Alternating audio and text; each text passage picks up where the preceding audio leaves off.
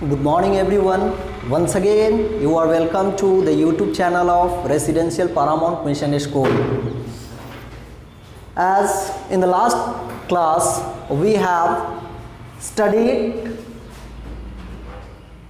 the first chapter of English class 6th, Stopping by Woods. First two stanzas we have completed and today we have to start the last two stanzas. But before starting the third stanza, I would like to take a recap, a review of these two stanzas. मैंने पिछली class में भी आप लोगों को बताया था कि स्टॉपिंग बाय वुड्स काफ़ी खूबसूरत पोयम है जो कि रॉबर्ट फ्रॉस्ट के द्वारा लिखा गया है। मैंने बताया था कि रॉबर्ट फ्रॉस्ट जब मार्केट से कुछ सामान बेचकर घर को वापस हो रहे थे, उस दौरान वो एक जंगल में रुकते हैं, वहाँ की दृश्य परिदृश्य को देखते हैं और उससे जो उन्हें इंस्पिरेशन मिलता है वो एक पोयम ही लिख डालते हैं। चलिए once again we are going to take a short recap of the previous class. Whose woods these are, I think I know. His house is in the village though. जिस बगीचा में, जिस जंगल में पोएट रुकते हैं, वे कहते हैं कि ये जंगल किसके है, मुझे लगता है कि मुझे पता है। जिनके घर गांव में है, ये जंगल उनका है जिनके के घर गांव में है। He will not see one stopping here to watch his woods fill up with the snow. कोई उनके जंगल में खड़ा होकर इस परिदृश्य को देख रहा है कि woods fill up with snow, बर्फ से ढकी हुई जंगल को कोई देख रहा है, वो उस जंगल के मालिक नहीं देख पा रहे हैं। क्यों? क्योंकि वो गांव में है। My little horse must think it queer to stop without a farmhouse near. मेरा ये घोड़ा को ये अविचित्र लग रहा है। क्यों?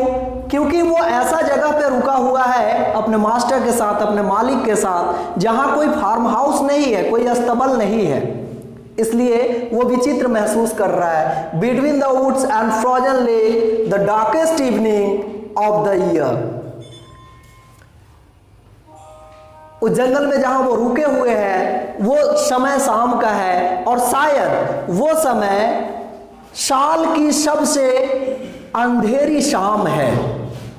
तो यहां तक हम लोगों ने कल भी किया था, प्रीवियस क्लास में किया था। Next we are going to start the next stanzas number 3rd। He gives his hardness bells a say to ask if there is some mistake. घोड़ा जो है रॉबर्ट फ्रॉस्ट के जो घोड़ा है वह ऐसा महसूस कर रहा है कि शायद उसके मालिक से कोई गलती हो गई है, नहीं तो इस सुनसान जगह पे, ऐसे जगह पे वो क्यों रुकेगा जहां ना रहने को घर है उसके मालिक के लिए, ना रहने को अस्तबल है उस घोड़े के लिए। He gives his harness bells, वो अपने घंटी को बजाकर ये प्रदर्शित करना चाहता है। वो प्रश्न करता है अपने मालिक से कि क्या हमसे कोई गलती हो गई, हम लोग अनजान जगह पे चले आए। ये कैसा जगह है जहां पे ना आपके लिए रहने को घर है, ना मेरे खाने का कोई चारा है और ना ही मेरे रहने के लिए अस्तबल है। The only other sounds the sweep of easy wind and downy flake। एक तो साउंड है जो घोड़े की गर्दन में जो घंटी लगी हुई है उसकी साउंड है। दूसरी साउंड अगर उस जगह पे सुना जाता है तो वो दूसरी साउंड है the only other sounds the SVEEP of easy wind. चल रही हवा, आसानी से चल रही हवा, उसकी आवाज और डाउनी फ्लेक वो गिर रही बर्फ के टुकड़े की आवाज। The woods are lovely dark and deep, the woods are lovely dark and deep, but I have promises to keep. Poet कहते हैं कि द वुड्स आर लवली, ये जंगल तो काफी खूबसूरत है, it's very beautiful, dark and deep, अंधेरी है, गहरी है, but I have promises to keep, लेकिन मेरे कुछ वायदे हैं जिसे मुझे पूरा करना है। And miles to go before I sleep, and miles to go before I sleep, और रुकने से पहले, here sleep means to stay not to sleep, okay, not to take sound sleep, here sleep means to stay, and miles to go before I sleep, and miles to go before I sleep। Poet कहते हैं कि ये दृश्य परिदृश्य तो काफी खूबसूरत है, लेकिन मैं चाह करके भी यहाँ रुक कर इस परिदृश्य का आनंद नहीं ले सकता हूं। क्यों? क्योंकि यहाँ रुकने से पहले, आराम करने से पहले मैंने जो कुछ वायदे किए हैं उसको निभाना है, अर्थात मुझे अभी मीलों चलना है, मीलों चलना है। Now we have completed this very beautiful poem, and in the next class we will do its question and answers.